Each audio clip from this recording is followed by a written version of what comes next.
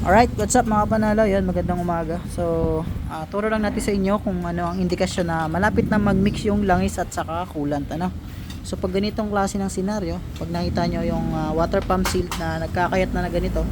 So, ito kakabukas ko lang, siguro mga wala pang 2 minutes. So, basta nakita nyo ganito na, ibig sabihin, palitin na yung water pump repair kit. So, papalitan nyo dyan is yung bearing, sunod yung water pump seal at saka yung impeller. So tatlong klase yung papalitan nyo sa loob para hindi na maulit yung ganitong klase ng senaryo.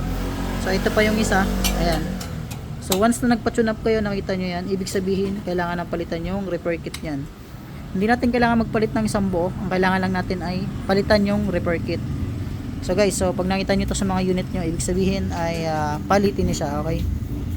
So huwag natin patagalin pa kasi pag lumuhok to sa langis, pwedeng masira ang ating makina, ano. Yun lang guys, peace.